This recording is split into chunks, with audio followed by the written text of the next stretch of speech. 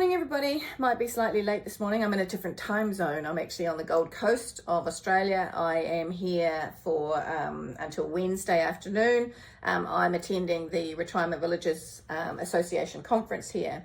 Now that might seem strange because, as you know, I don't represent retirement villages. But one of the things that was one of the lessons or one of the observations out of the recent educational tour to Australia is that where in New Zealand we have really strong silos that have been created by funding mechanisms, quite frankly. We have the in-home care silo, we have the residential care silo, we have palliative care silo, and so on and so forth. Respite and all these other sort of things. Those silos are almost non-existent here in Australia.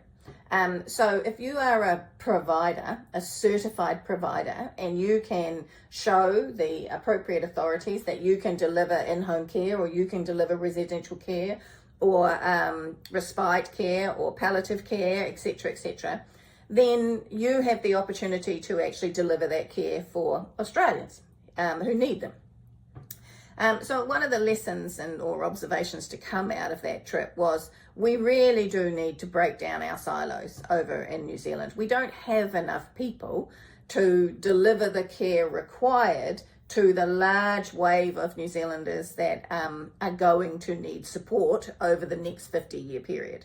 So to start siloing off workforces and saying, well, you're only able to deliver in-home care or you're only able to deliver residential care or palliative care, we start to limit what is the capacity we have to actually provide what is needed for the New Zealander in the moment, in the place, and in the way that they need it. So one of the reasons why I'm attending this conference is to continue that learning on my part, continue that learning about how are the reforms here in Australia working, both positively and negatively. What are the parts of it that we should be looking strongly at in New Zealand? And I've formed some views, you've heard some views. And what parts do we need to avoid?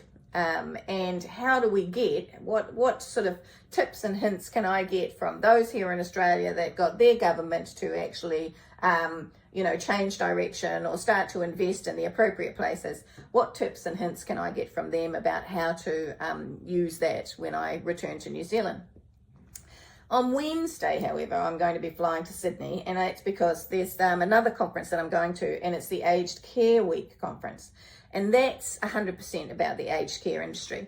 So that one is, again, aged care being delivered in multiple different ways by multiple different providers, all who are certified to deliver different levels of care to different people as they need them.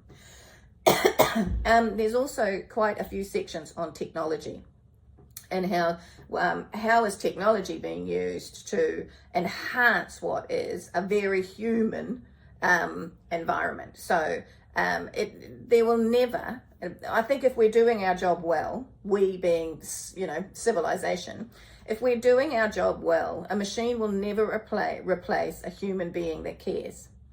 But a machine or technology can actually enhance the capacity of the human that cares. And that's what I'm really interested in. What are the technologies in play here, or just on the horizon, that we could have a good look at in New Zealand? And from my association's perspective, because we have such a sort of a broad church, all from the large operators who are able to invest in research and development and stay across a lot of these new technologies, down through to the small owner operators, the charities, the not-for-profits, the 100% community run. What are some of the technologies that perhaps our association should be investing in to support the use of across groups or purchasing blocks or large chunks of whether it be geographical, whether it be a particular type of care?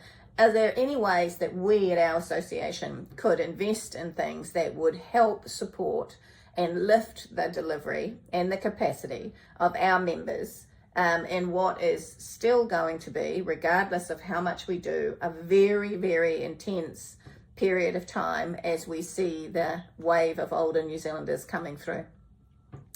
So that's why I'm here. I've got my computer, I'll be working as well, but predominantly that's why I'm here. Kia ora, bye.